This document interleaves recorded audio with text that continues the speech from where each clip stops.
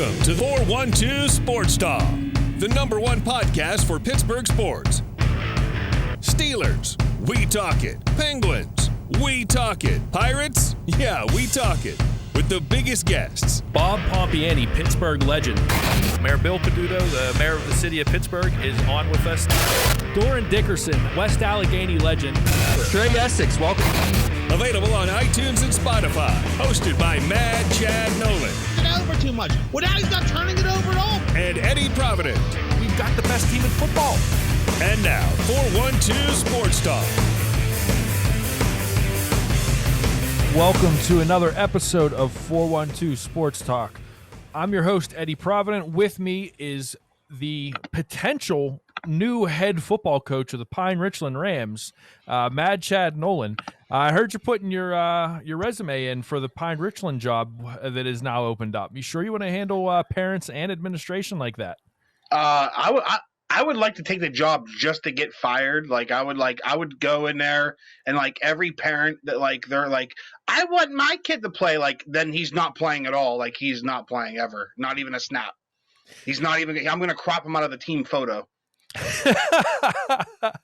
Oh man, look, I've dealt with my fair share of me too administrations and parents, and I won't go into great detail or use names or anything like that, but one of the football team that I coach at West Mifflin right now, and the football team that we were at before West Mifflin was give me 1 second, I got to plug my headphones back in.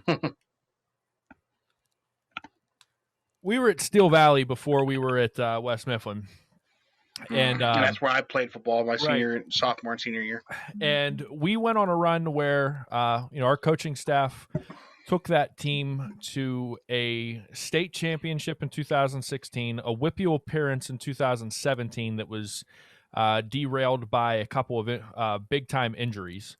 And then in 2018, we won the Whippeal and then lost in the state semis by a touchdown.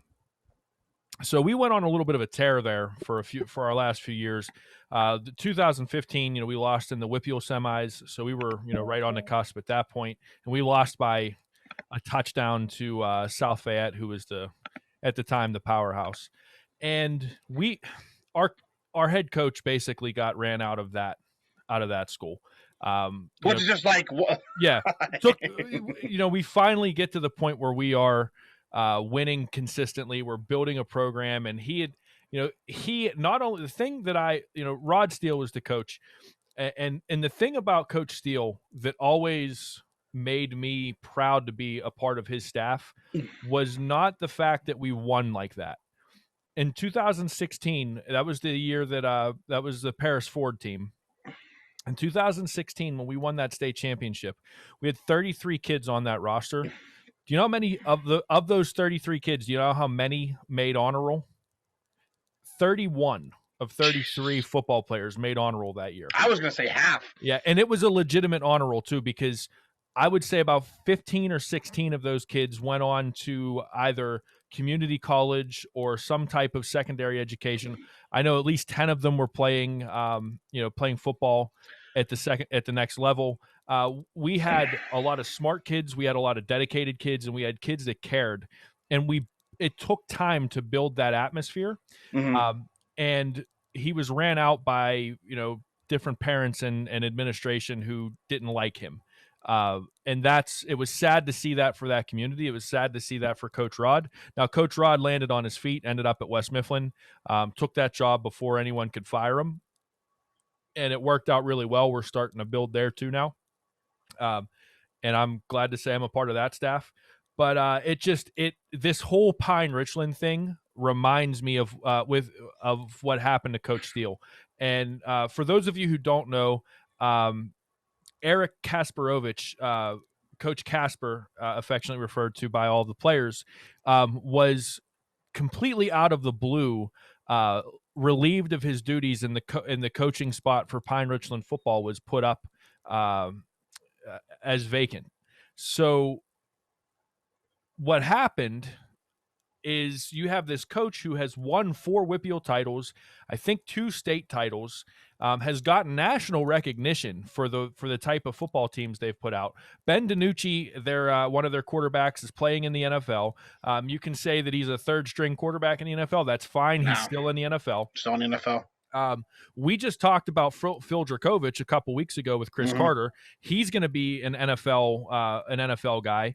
And he has an outside chance to be one of the next big time, quarterbacks to make it to the NFL. So, I mean, there's a lot going on at Pine Richland to be proud of if you're from that school district because of the football team. And unceremoniously and just out of the blue, the guy who built all of that and his entire coaching staff were let go of yesterday. Pine Richland School District released it. I'm going to read both sides of this here. So this is from the school district. This is from the administration. Pine Richland School District does not comment on personnel matters. The Pine Richland Athletic Department will be advertising for the position of varsity head football coach. The team has earned on-the-field success. The athletic department recognizes the time, energy, and expertise invested by the entire coaching staff. So that's all that was let go by the school board. So no scandal, no. Well, so what I'm hearing, what the prevailing thought is, and what it sounds like the athletic director and the school superintendent have said is that it had to do with hazing allegations. But if you ask any of the football players, if you ask anyone close to the team, any of the parents, there were no such allegations. There were, a handful a few years ago that were dealt with by the coach. So it seems that there's really not a lot of if that's not the reason, if there was a political agenda, which there normally is with this, why let me play devil's advocate, because someone's always going to want to do that. What would be the sinister behind the scenes reason why they would want to remove him? To get someone in there that the parents wanted? No, the parents wanted Coach Eric. Is it money related? It sounds like, to be honest with you, if you kind of read through some of the comments and take a look at I know not many people like him, but Colin Dunlap from 93.7 A Fan seems to be close to the situation. And he said that one of the parents messaged him and said that this was just the athletic director being frustrated that the football coach had more clout than him. And that was similar at Steel Valley. It was very similar at Steel Valley. Without naming names, that was very similar. In my experience as a high school player, dealing with this stuff, and the reason why, it's politics sometimes they play even a bigger role on these lower levels, like the school boards and the booster clubs and stuff like that. And I remember my senior year, right? I was so disappointed because my sophomore year at Steel Valley, we had Coach Weir. And Coach Weir, for anybody that knows, he's actually the superintendent now of Steel Valley. Good guy. I liked him. He was always great guy. He was always good to me. He I wasn't a high skilled player, but I was one of those guys that I like to hit, and I play in practice. I gave it my best every single time, and I was undersized at the positions I played. But Coach Weir was he liked me and was like, hey, I'm putting you on all the special teams, and I'm backup defensive end and all this stuff, and called my mom, and I got my grades up because of that. And then my luck is, he quits after my sophomore year, and then we get a coach who I'm not even going to name because I'm not going to try to start any drama, but right away we go 2-8, and then my senior year 2-7. And he took his son, the head coach took his son, who was an all-conference offensive lineman, and tried to make him Jerome Bettis. He tried to start him at running back, and we were like, "Yo, why are we putting our best offensive lineman at running back?" That's the coach that we ended up replacing. When we took over. And that's I saw Doran Dickerson yesterday on Twitter was like, "Who would want to be a high school football coach?" And he's right. Outside of needing a job, that doesn't interest me at all, because dealing with the parents, dealing with the parents is one thing, because I'd say only a minority of the parents are really going to be that crazy. Like, if your son's not good or whatever, it depends on the school district, right? Like, it depends on the school district, and then a lot of these parents, they think because they make their income is what it is, or their job is what it is, or I'll get you replaced. But the athletic director, that's the big one. Like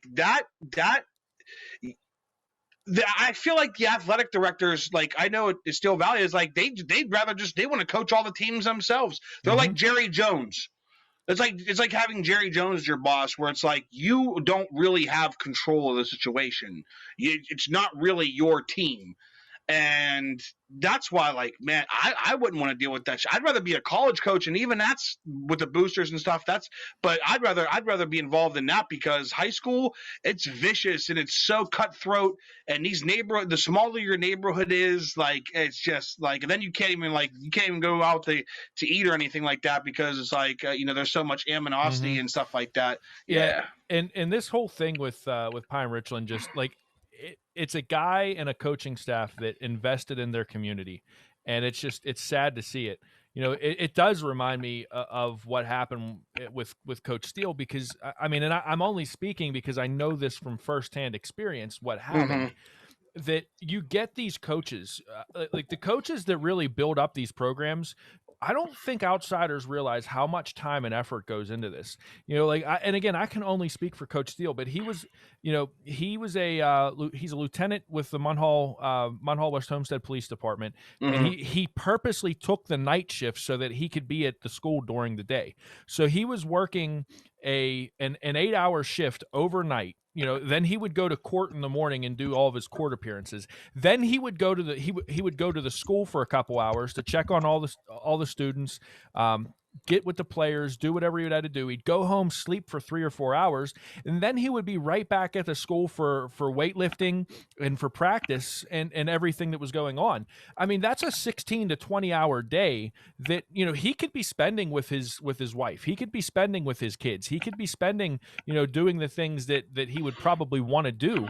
But instead, he's pouring that time into the community, and he's pouring that time into his players and into the football team. And it's, I can guarantee you from the stories that I've heard about Coach K Coach K over at Pine Richland, that he was the same type of guy.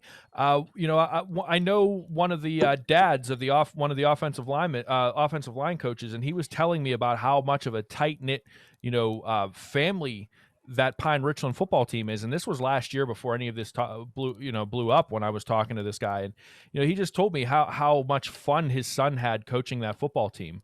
And, to have it blown up like this is just sad. And here, I'm going to read part of Coach K's statement here. He says, "I'm disappointed by this decision and want to unequivocally state that no bullying or hazing took place in the Pine Richland football program under my watch. I never condoned any bullying or hazing, and if I became aware of any such claims, I met with the individuals and immediately put an end to it." So he's saying that, look, if what they're saying is why they did let go of me, this is what my stance was on that hazing and the bullying. So, and we know what kind of world we live in today. Yes, that happens in some places, but let's be real here. That if that was really a thing, it would have probably came out already in the world that we live in. Snapchat, Twitter, social media, TikTok, it would already be. And if there was, we would be the first to say, then that's fine. But no, I mean, like I said, there's plenty of examples of like you said, the athletic. I don't know what the answer is, other than I think that's where politics and tribalism and stuff it's too hard to counter, because if you're not the guy, if you're not in the tribe, and you're not in a part of that little group, then it is what it is sometimes. That said, I'm sure if he wants to coach, he'll find will be like, he'll definitely land on his feet for sure. And I've already seen rumors that the North Allegheny might be where he lands, which boy, that would be something. One of the things, though, that like the last thing I want to talk about with this, and I think this is the thing that gets lost in all of it, is at the end of the day, Coach K is not the one that's going to suffer. He's going to land on his feet. At the end of the day, the school administration is not going to suffer. They're going to keep their jobs. The athletic director is going to keep his job. All of the parents are going to be fine. You know who suffers because of this is the students, the football players, the kids. This is all high school athletics is supposed to be all about the kids, and they're the ones who are going to suffer because of adults having issues with each other. That's what it is. At the end of the day, adults are putting their feelings and their good before the good of the students that they're supposed to take care of.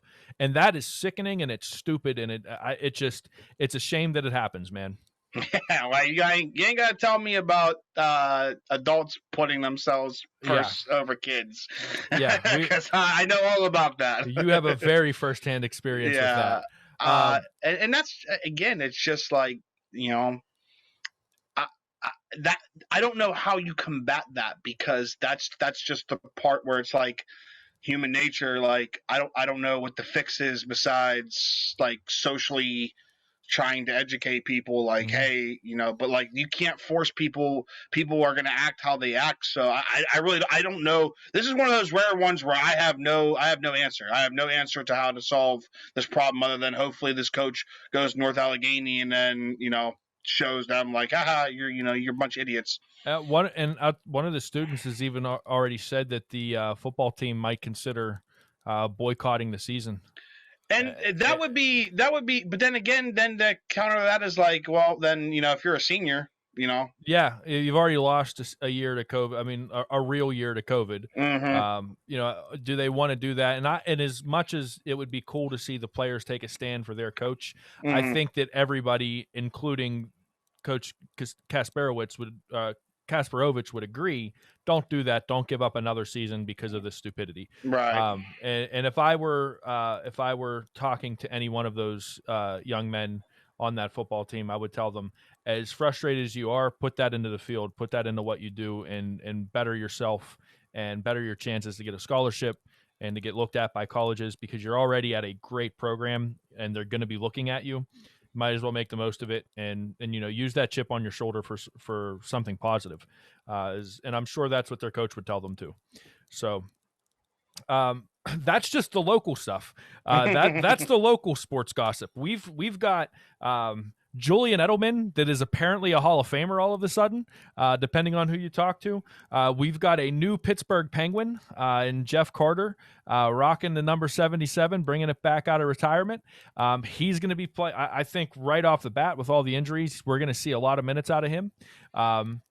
We've got a lot going on in the Pittsburgh sports world. Vince Williams is back. The Steelers have re-signed Vince Williams to a 1-year deal.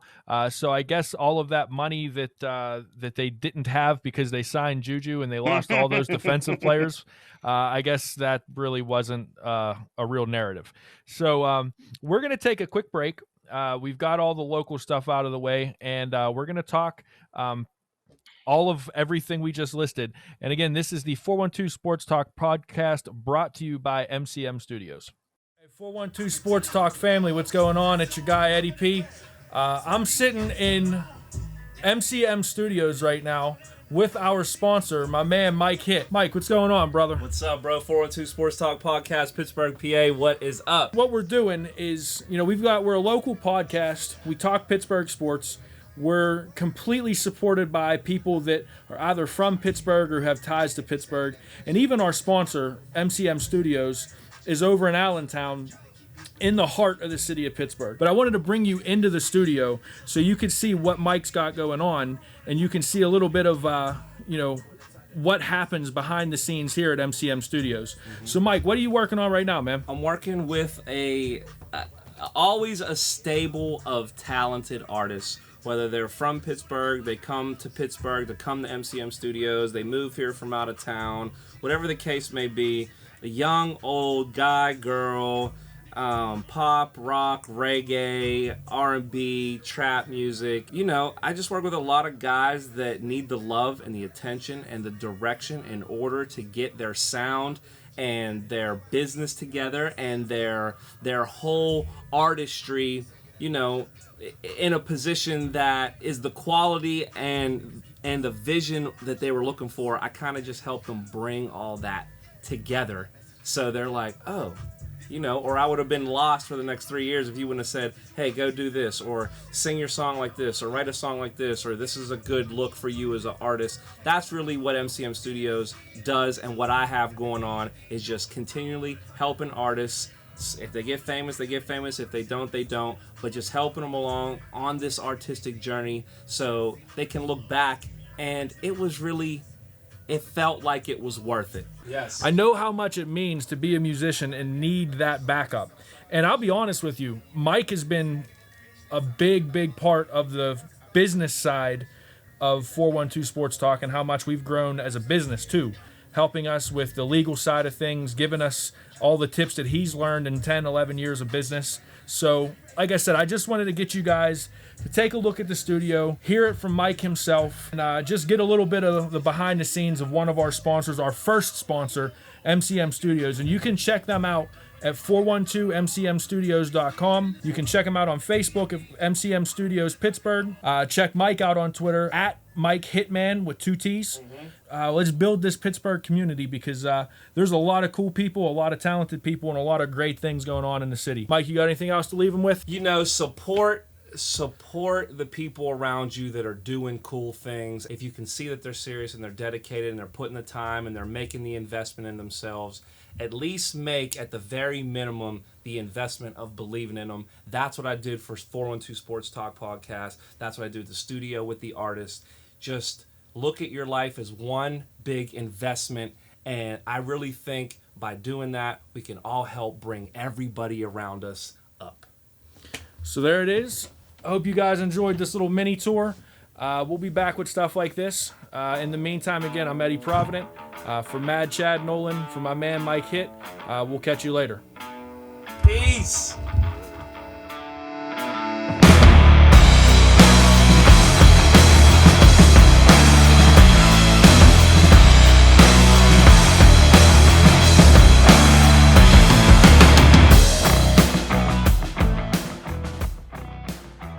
All right, well, welcome back to the 412 Sports Talk podcast. This is brought to you by MCM Studios and Mike Hitt. And we just had the little ad play, but if you don't know about them, check them out. 412mcmstudios.com. You can find them on Facebook at 412mcm Studios.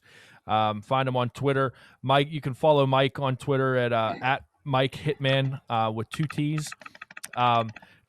They're doing great work in the city. I actually just it's crazy like what you see on social media. And there was a dude that used to go to my church that was he was a rapper. His name was Jamal.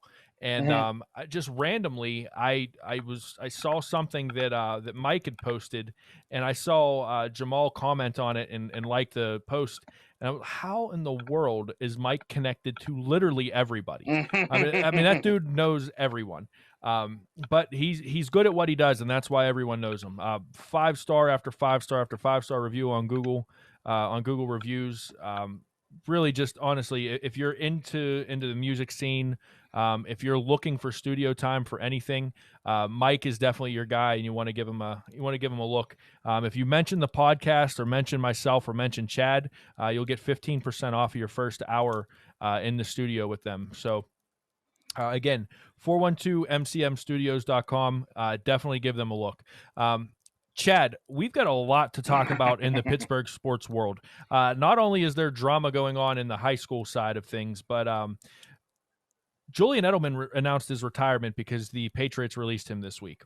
And there is a lot of talk about Julian Edelman being a Hall of Famer.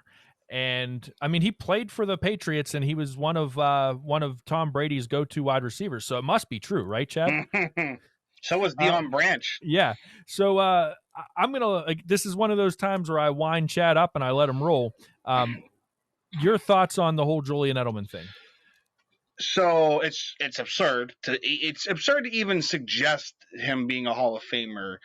To me, for one thing, they've already ruined all these Hall of Fames because they let too many people in there as it is. Every year there's guys that get in. You go, yeah, they were a good player. Like, is being a good player, like, should that be a Hall of Fame? Even if you're a really good player, to me the Hall of Fame is the best of the best. And the more you dilute it by adding more people in there, the less it means. There's guys in there right now that I would, if I had my say, I'd pluck them out. If you're going to allow so many people and you're going to start advocating for guys like Julian Edelman, then at least do it in tiers. Because, like, if let's say hypothetically that something stupid happened and Julian Edelman got in, you're telling me that he's the same kind of Hall of Fame player that Jerry Rice is? That's what we're saying. Because he's going to have a bust and Jerry Rice is going to have a bust. At least make tiers like these are the greatest and then these are all the guys that are good. But even then, it's an absurd notion. Never, ever, ever has anyone been like, hey, who are the 5 best receivers in the league? And throughout Julian Edelman's career, his name would have never, ever appeared. Larry Fitzgerald, Terrell Owens. Here's the thing. I'm not even being biased because I can't stand the guy personally, even though I'm a Steelers fan. But Hines Ward literally deserves to be a Hall of Famer before Julian Edelman's name would ever be mentioned. Hines Ward has more Pro Bowls, more yards per catch, more yards per game, more touchdowns per game, more career receptions, more career receiving yards, more career touchdowns. Yep. Every single category you could rank them in, Hines Ward betters Edelman, and it's not even really close. Like Edelman has like what I would call good numbers for like a number 2 receiver. Like that's what he has 600. He doesn't even have 700 career catches. And, you know, I was listening to, I can't remember if it was Marcus Spears or Damian Woody on ESPN, but whoever it was made a really good point. And it was basically, don't make me talk about Julian Edelman being a Hall of Famer because he's not. Right. I want to celebrate his career. And if you make me do that, I'm not going to be able to. Pat McAfee, which I was really disappointed with, was like, he said, well, the way I see the Hall of Fame is it's like a celebration. He's like a stoner talking. It's a celebration, man, of football. Then we're talking about two completely different things. It's 2 different things. If they have in the Hall of Fame like memorials of like all the Patriots dynasty and stuff, and you want to throw up Edelman's like a picture of his catch and hang his jersey in there, that's fine. There's all kinds of stuff up there. Yeah, and that's fine. You can pay homage to him there, and he did. He was a key contributor to those teams. Here's where I'm getting pissed at is the rings. And I had some idiot arguing about another player today in my mentions about the rings, comparing player A to B, and they have rings, and they have rings. Winning a championship is a team accomplishment. You're telling me that Julian Edelman is better than Calvin Johnson because he won rings. That is the stupidest goddamn thing you could ever say in your life. Absolutely. Winning, so Dan Marino, Trent Dilfer, Eli Manning, Joe Flacco, they're better than Dan Marino, right? You sound stupid. Go play sports. You and I both played hockey. How many times did we maybe outplay a team, but they still won because they had the better goalie? Mm-hmm. Or maybe, we had our goalie played his ass off, but we couldn't score or do anything right, and we kept playing bad defense. You can't judge individuals based on team results. I wish they would stop counting wins as any kind of for pitchers, quarterbacks, goalies, because the better pitcher loses way more often than they should. Like, I look at the stand, I'm like, why the hell did he get the loss? He had six innings pitched, and he only had 1 earned run, and he lost the game. It's like, that doesn't make any sense to me. He didn't lose the game. His team lost the game. Yeah, and for me, like, do I think that Edelman was a good football player? Absolutely. Good. He was a good football player. Good. Did he have great moments? Yeah, he had great moments. But does a good football player with great moments equal a Hall of Famer? No. A great football player with great moments is what you want in the Hall of Fame.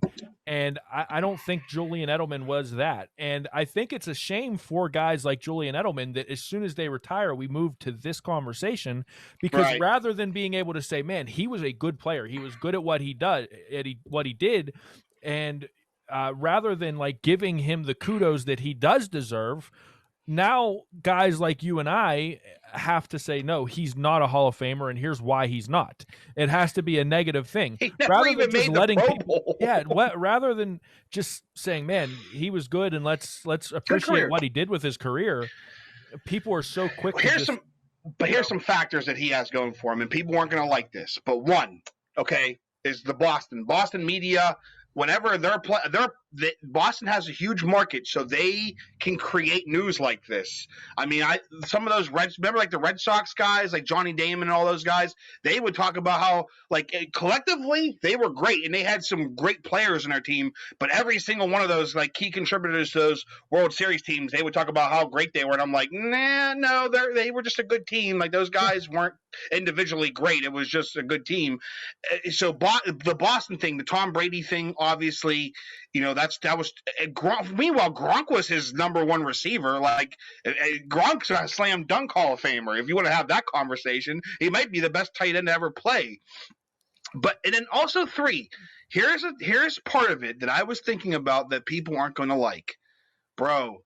He was a receiver and he was a short little white guy, and there are a lot of white guys that like that. He was an underdog and people like that. That is a factor. I was having like, oh, he's better than Hines Ward. he was the one that played lacrosse, right? Who, Edelman? Yeah, was he the one that played lacrosse? Yeah. You know, it's a good story. Like you look at him and you go, yeah, man, he if anything, Julian Edelman overachieved as an NFL player. He overachieved because his skill set is not that of what I would consider to be a top, you know, NFL receiver. Yeah. And these moments, again, I had the same conversation about Marc-Andre Fleury. Everybody was quick to say, oh, game 7 against – listen, just because you were great in this game or this game, I'm judging these players on their collective body of work. Mm-hmm. So that is a short sample size. Santonio Holmes won a Super Bowl MVP. In fact, go watch the 2009 postseason, the highlights of the Steelers, and Santonio Holmes was incredible. Yes, he was. He was incredible. Like, yeah. Does that mean he's a Hall of Famer? No, not at all. He might have been the best player that postseason, like in the NFL, outside of Larry Fitzgerald. I wanna bring something up that you talked about earlier about the wins and losses thing. Mm-hmm.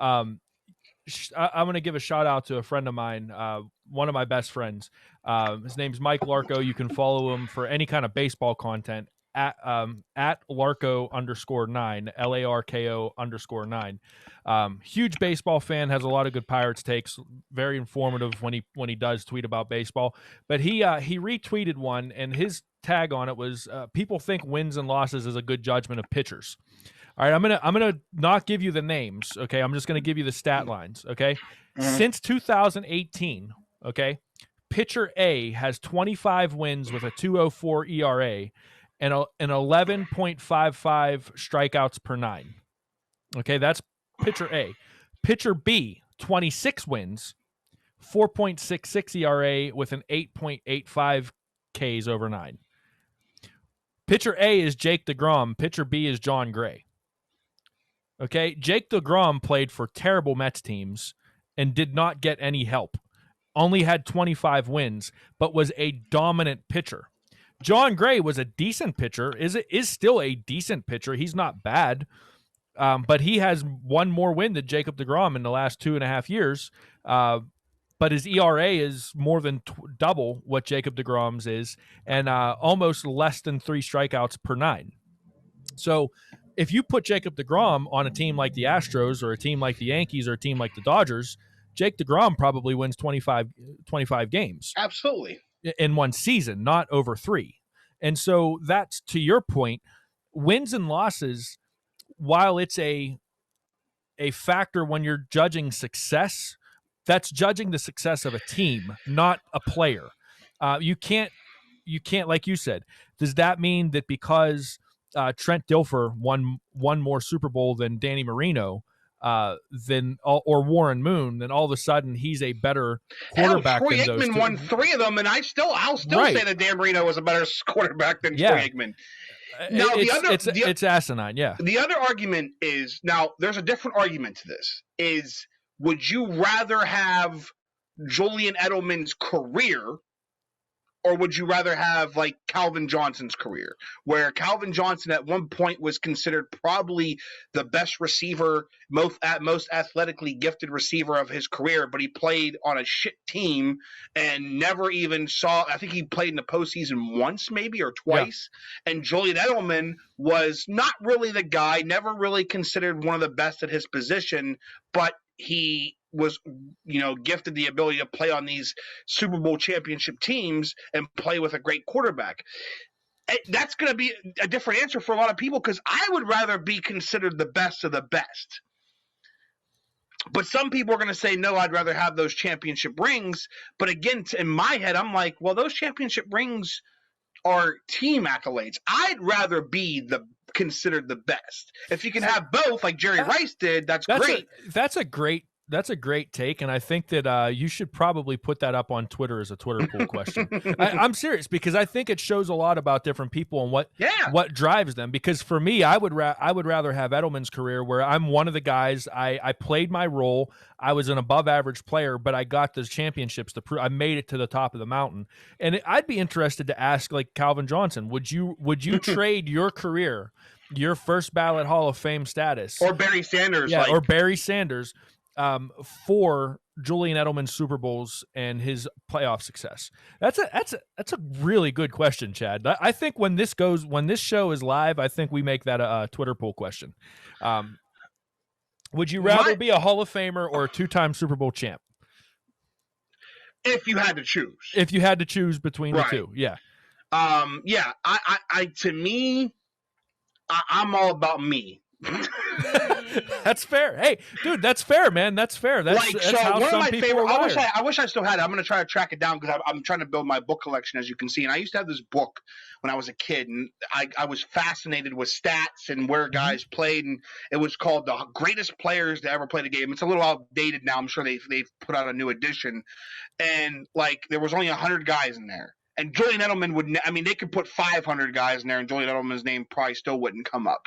And that's kind of my point of this segment. But I'd rather be in that book, man. Now, there's guys that, Joe Montana, he's going to be in both. He's going to be in both conversations. He's not everybody has that. But, like, again, Dan Marino, would you rather be Dan Marino or Eli Manning? I'd rather be Dan Marino. I'm not going to lie. I'd rather be, like, Dan Marino is a guy that he hasn't played. It's going to be going on 3 decades, since he's played, and we're still going to be talking about how great Dan Marino was. And I don't think anyone's going to sit there and talk about how Joe Flacco went off for one postseason and won a Super Bowl. I don't think, like, I'd rather be Dan Marino. I'd rather be remembered as one of the best to ever do it, as a part of like, honey, I won this ring that one time. Like, that's just me. See, that's funny, though, because I guess I never really was a receiver guy. I was always, like, when I played pickup football, when I played a little bit of football I did play, I was always going out for quarterback. When you put it that way about Marino's career versus someone like Eli Manning's career, now I don't know. I genuinely don't know, because, man, that's a Twitter poll question, man. That's a good one, dude. I got to give you props on that. And when you win that Super Bowl, that's where there's Julian. The thing about it is, unless you live in Boston, you're not watching the Patriots every single week. And then the playoffs come around, and it's such a small sample size, but there's more eyes on it. So everybody's watching Julian Edelman in the playoffs and in the Super Bowl. Yeah. And so that's what they see. But that's why you go and look at these numbers. Again, Hines Ward, who I, for a while there, said, you know what? Again, Hines Ward, someone who I think I would consider Hines Ward a really, not an elite player, not the best of the best. He's quite not on the Moss, Jerry Rice, Fitzgerald. He's not quite in there. But I would probably put Hines Ward in that next tier of really, really, really good receivers.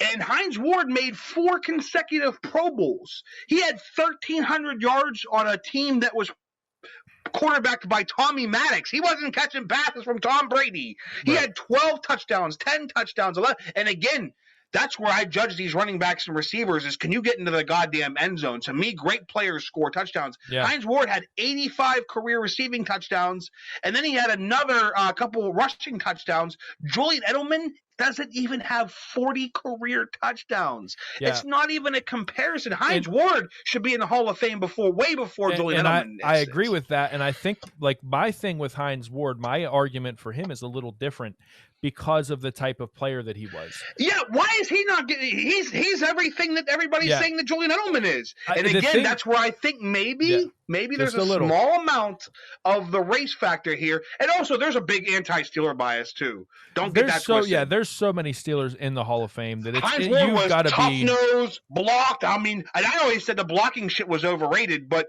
if you're the kind of guy that's saying, "Oh, well, we want to impose more of like, were you a team player and willing to do all?" And he won a Super Bowl MVP, and he has all these great moments. Why? Like it's. That's why I think Hines Ward should be in the Hall of Fame, is because he took on the identity of the football team that he played for, and he used his skill set to make that team better. You've got a lot of guys who will, and I would put Randy Moss in this category, where he didn't use his skill set in Minnesota to make his team better. It wasn't until I don't believe that. It wasn't. Well, no, and I'm not saying that he was selfish. I'm just saying when you score 16 touchdowns, you're making your team better. I don't know that he never put the team before himself. We'll put it that way. And we'll disagree to agree on that one. And I love Randy Moss. When I was younger, I had a Randy Moss jersey. This isn't a shot at Randy Moss. I think that there's different players that are made up differently. And that's fine, because I think you need different types of players to win in the NFL. But I think what Hines Ward was able to do was able to take his skill set and morph it into something that made the Steelers better at what the Steelers did, and was still able to be a very good wide receiver while doing that. And because of that, that's why I say that he should be in the Hall of Fame. Here, I'll give you one. What to end this? This is how far I'm willing to take this. I'm on the Hall of Fame committee, right? And they're like, "Hey, we're gonna put a receiver in." I would nominate Antonio Brown before I nominated Julian Edelman. Antonio Brown didn't just make 4 Pro Bowls. He made 4 All-Pros. You can't say that while I'm drinking, man. I know how much you dislike him. I hate this dude. If he walked down the street right now, I'd open my window up and be like, "Hey, B, I fucking hate you, bitch."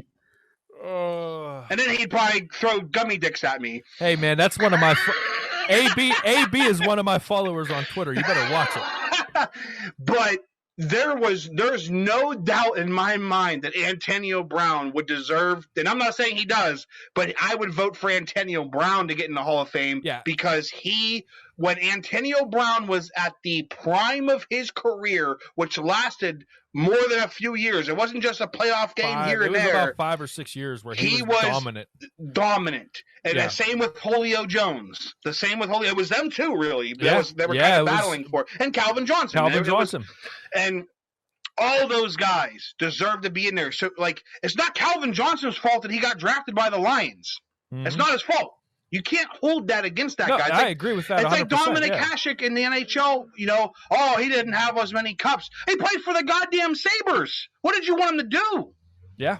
So man. we need to stop using team. If some guy's stats are that close to another player's, right? They're like, you look at the yards per game and all this stuff, and it's right there. Then maybe you can use, how did they play when they played against better defenses and better teams in the playoffs as a tiebreaker.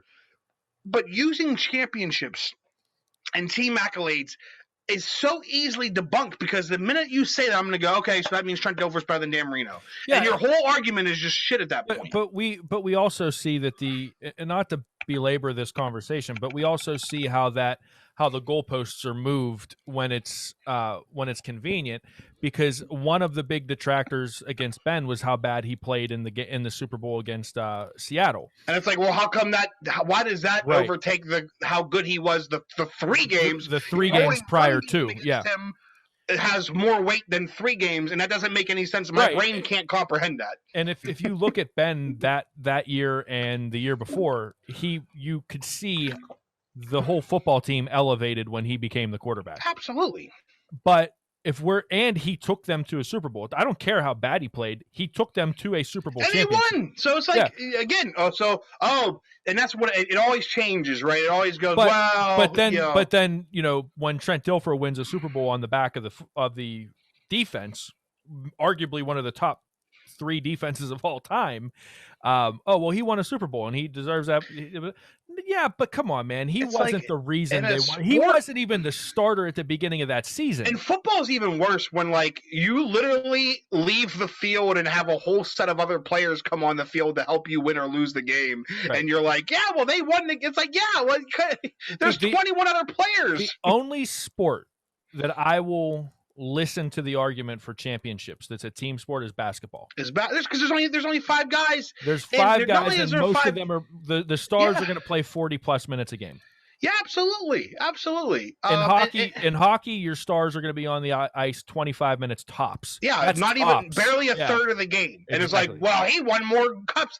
It's like, bro, Mario Lemieux only won 2 cups. So you're telling me again, Jonathan Toews is better than Mario Lemieux, right? No, it's not close. Hey, guess what? When the Oilers traded away Wayne Gretzky, they won 1 more cup, and he didn't win anymore. I guess that means they were better without Gretzky. That must mean that Gretzky was a product of the Oilers. It's just so dumb, and I just again today I had someone who was like, Fleury's better than Lundqvist because he won 3 cups, and I'm like, Fleury's my favorite hockey player. Yeah, he wasn't even on the goddamn rink when they won the cup, the last 2.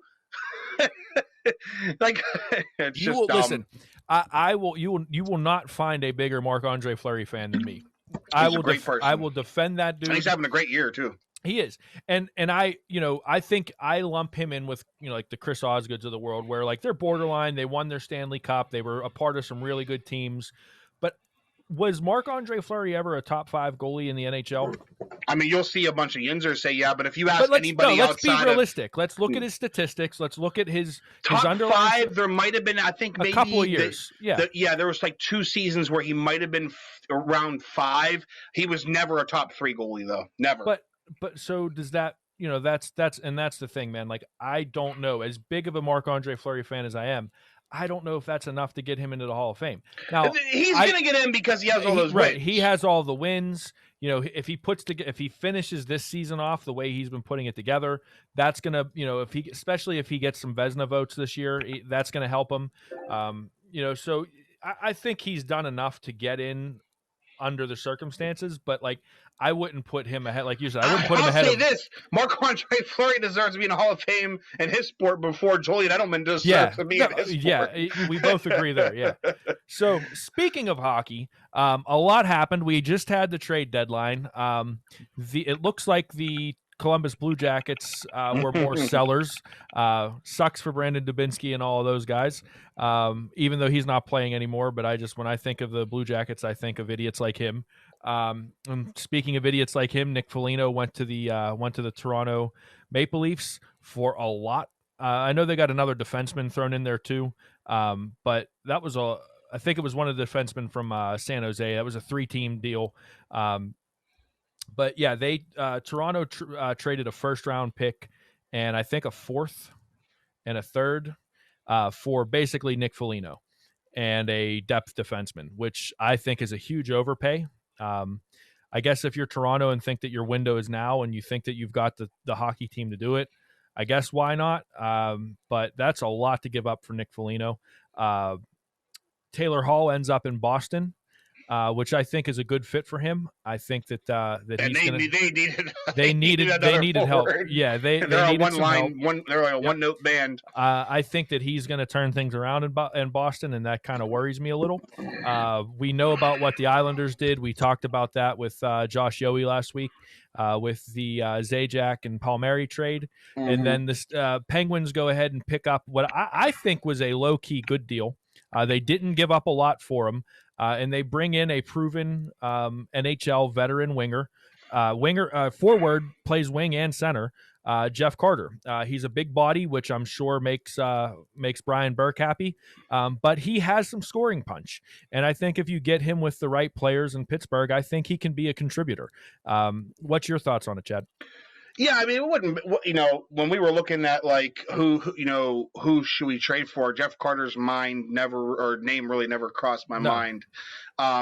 He's definitely past his prime. I don't think he moves the needle all that much, but he definitely gave them a need. For one thing, it's always nice to have another right-handed shot in the forward group. The dude, here's what he's gonna do. Is he just shoots the puck. Like, if the puck's on his stick, he's going to shoot it, and his shots always get to the net.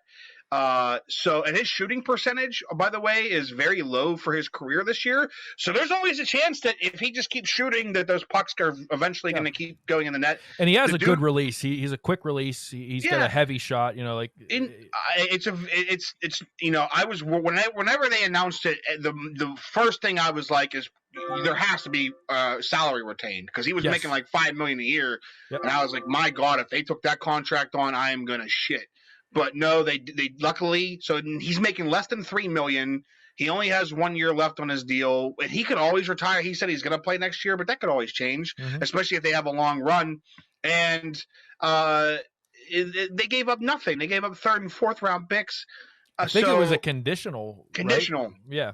Right, so it depends on I think it's based on how many games he plays and how far the Penguins go. So hopefully it ends up being a 3rd round pick, honestly. Yeah, I mean, so whatever. They've made much worse trades than this.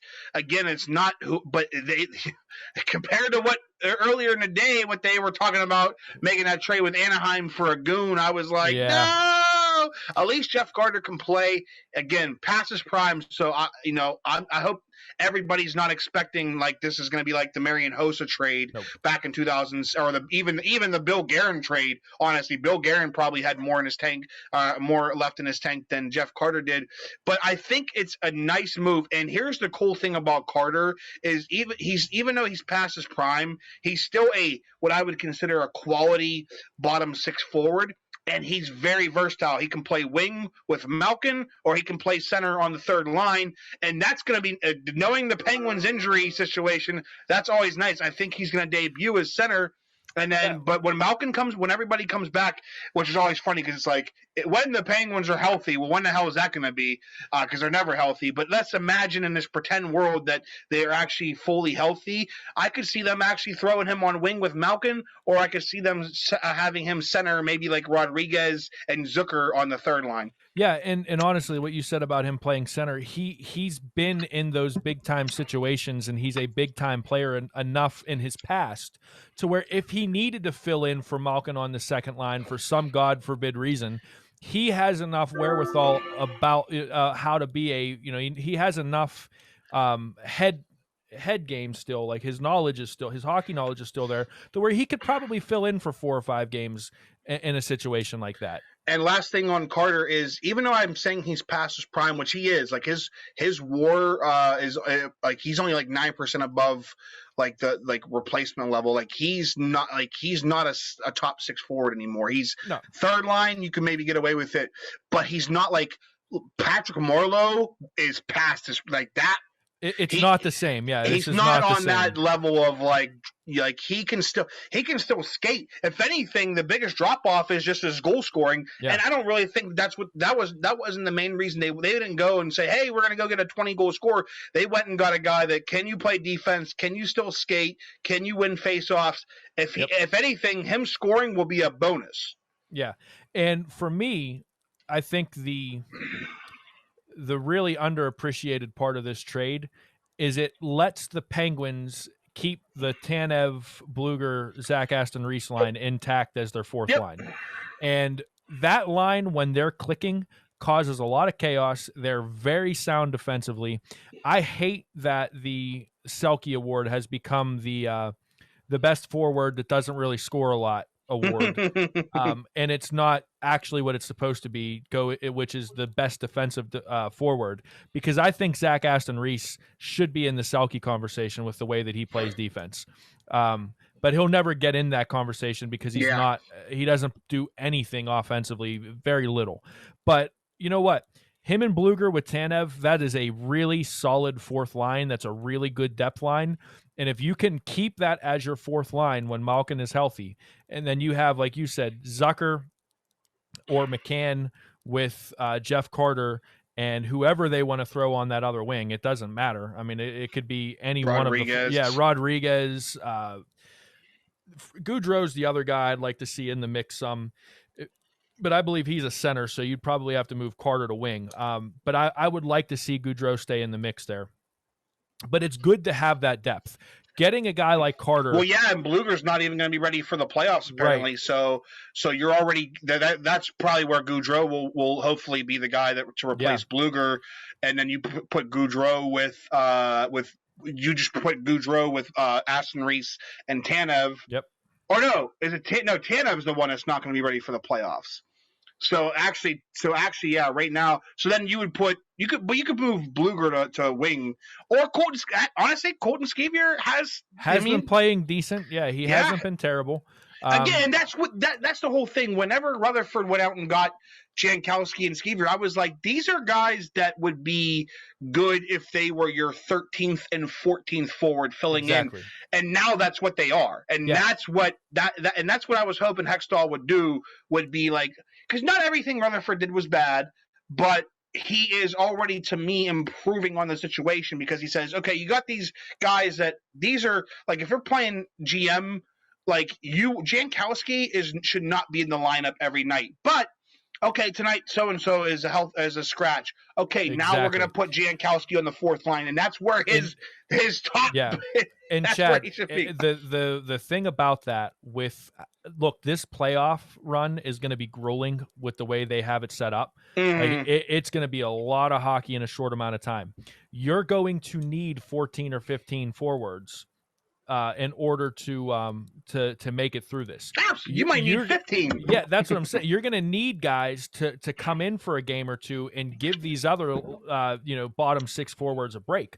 Yeah. I wouldn't be shocked to see a rotation of guys coming in and out of the lineup, just because that's what the team's going to need. So yeah, having a guy like Carter that breaks down, that kind of like spells the rest of the lineup and puts everything in its rightful place, is really important. It's a really important thing to have.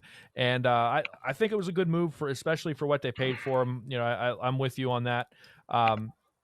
So what do you see, real quick to wrap up this conversation, now that everything seems to be set in the NHL?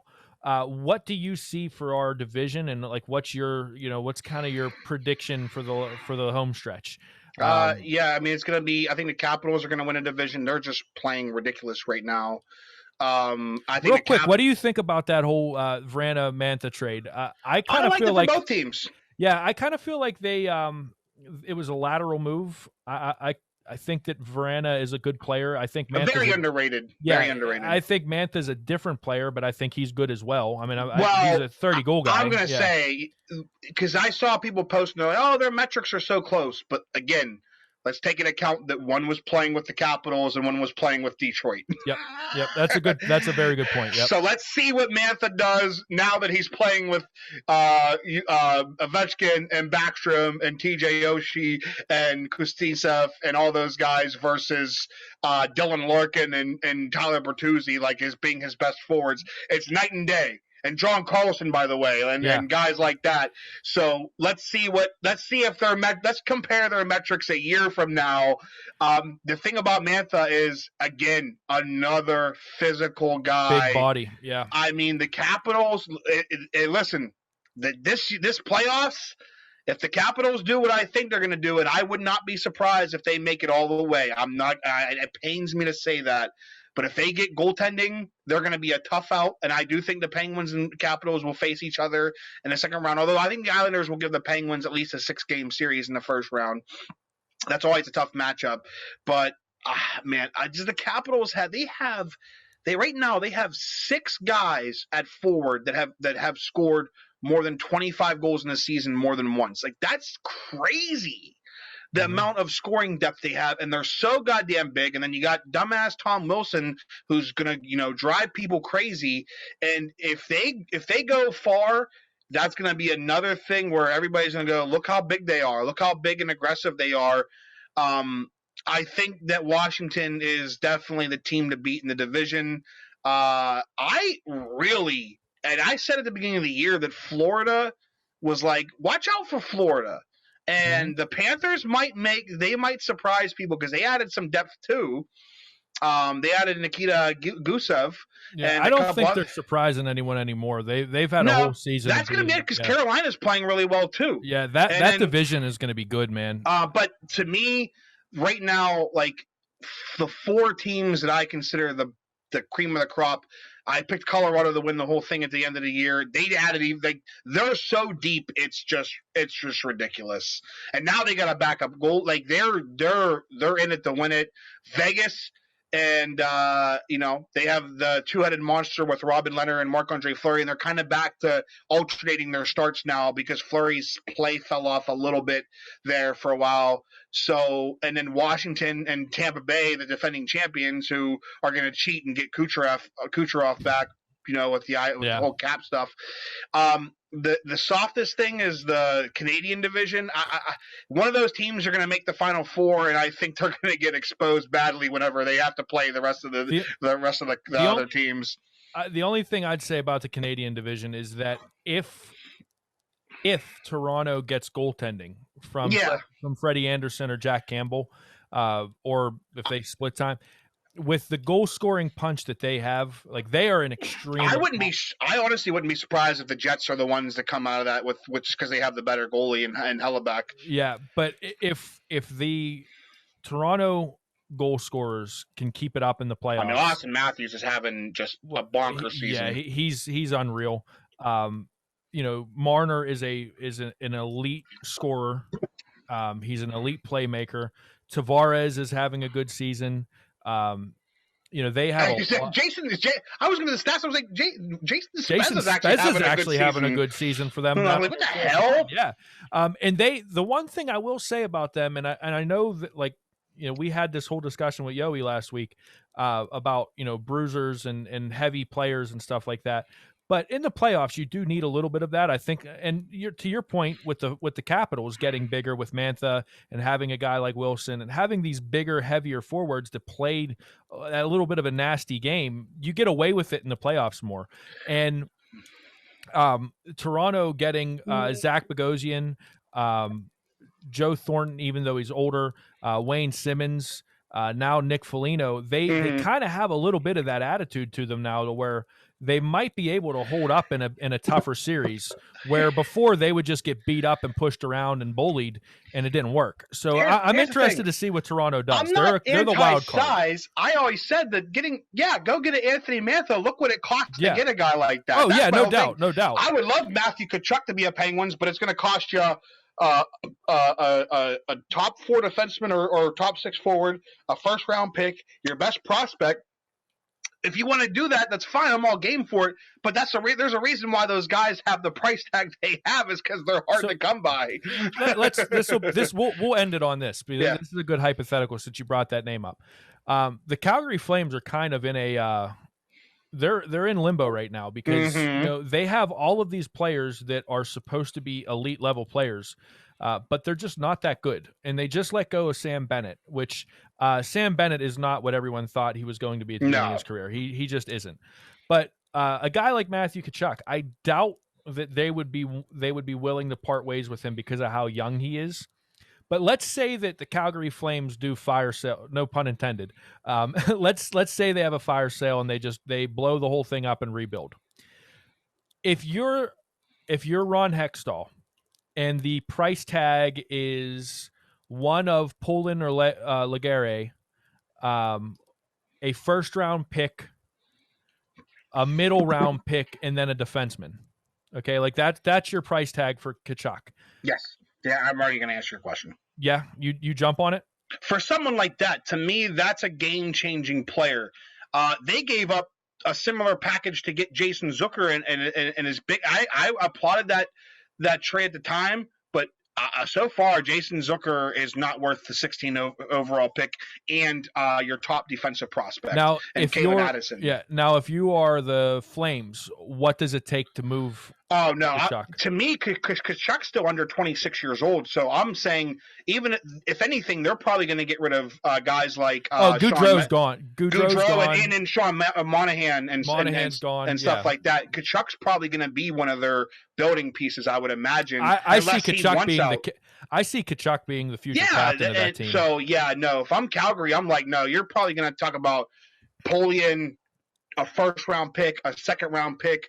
And someone like Brian Dumoulin as well. Like I want all of that for a guy like that. Look what Mantha just went for.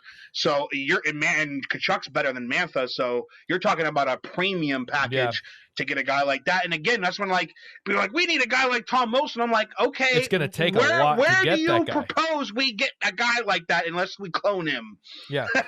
You either have to get lucky in the draft or you have to pay a pretty penny for him. Yeah, because look at both the Tkachuks. They were top 5 picks. Yeah. And I was a big fan of their dad, by the way, Keith Tkachuk from the Coyotes. Oh yeah, I loved it. Yeah, he was one of my. I loved him. Yeah. But yeah, the NHL. I'll tell you what, man. These next couple months with the NHL is going to be a lot of fun. I'm really looking forward to seeing the conference finals and the Stanley Cup because you're finally going to get to see these teams that haven't played each other all year. Have that's to the play cool each thing. other. Yeah, and it's going to be a lot of fun. It's going to be fun to see if the Maple Leafs are for real. I think everyone knows that they're just the way they're built, or that the Caps are for real. But you've got these teams like Carolina and Florida who are doing really good in their division.